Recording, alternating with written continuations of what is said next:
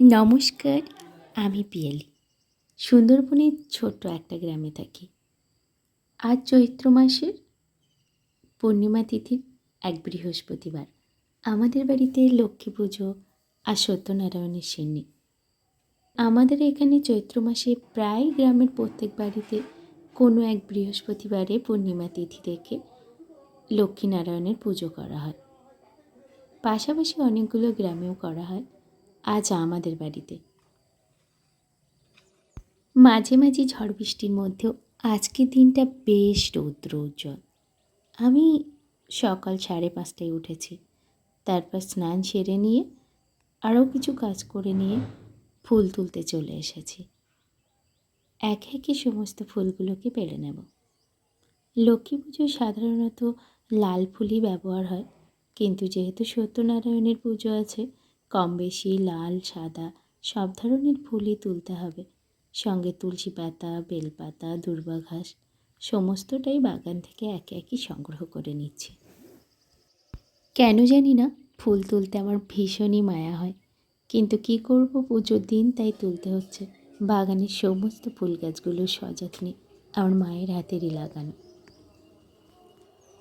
আজকের দিনে পুরোহিতদের অনেক জায়গায় পুজো থাকে।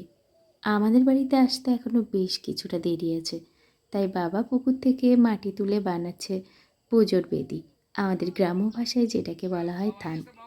আমিও বানিয়ে নিয়েছি কয়েকটা মালা, আর আমার ভাই, মামা, অন্যান্য আর সবাই মিলে প্রসাদের আয়োজন করছে। এই দেখুন, মাটির বেদিগুলো প্রায় তৈরি হয়ে এসেছে। আমাদের সিন্নি পূজা, তাই পুজো শুরু হয় দুপুর 12টার পর। তাই হাতে অনেকটাই সময় পাওয়া যায়, সেই জন্য সমস্ত ফল কেটে এরা গুছিয়ে রাখছে। আর দুপুরে যে সমস্ত নিকট আত্মীয় বা বাড়ির লোকজন আসবে, তারা সবাই খাওয়া দাওয়া করবে। সমস্তটাই নিরামিষ, তাই মা আর কাকিমা দুজন মিলে রান্নাবান্নার কাজ করছে। আমার কাজ হলো সমস্ত বিষয়টা তদারকি করা, আর যখন যার যেটা প্রয়োজন সেটাকে এগিয়ে দেওয়া। এর মধ্যে ব্রাহ্মণ চলে এসেছে। আমাদের বাড়ির নিয়ম হলো, যখন পুরোহিত মশাই আসে, শঙ্খধ্বনি ও উলুধ্বনি দিয়ে তাকে আহ্বান করা হয়, আর বাড়ির বড়রা কেউ একজন পুরোহিতের পা ধুয়ে মুছিয়ে দেন। এখন চলছে সিন্নি মাখার কাজ। সিন্নির হিসেবটা যা জানতে পারলাম, পোয়াশের, অর্থাৎ 1 কেজি 250 গ্রাম। এভাবে যতটা আটা বা চিনি দেওয়া হবে, ঠিক ততটাই দুধ দেওয়া হবে, সঙ্গে সম পরিমাণে কলা দেওয়া হবে। মধু, ঘি আরও অন্যান্য উপকরণ দিয়ে এই সিন্নি ভোগটা তৈরি করা হয়। আমাদের মোটামুটি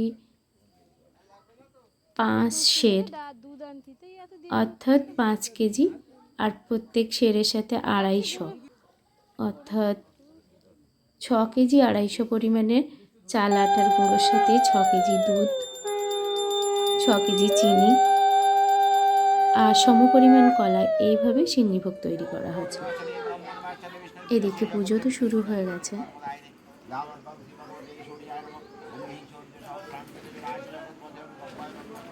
এদিকে ছোটরা লুডো খেলছে, বড়রা যে যার মতো গল্প করছে। কারণ বাইরে যেখানটাতে পুজো হচ্ছে মোটামুটি ভালোই রোদ্দুর আছে, তাই বাকিরা ঘরে। যত দুপুর গড়িয়ে বিকেল হবে, পরপর সবাই প্রসাদ নিতে আসবে।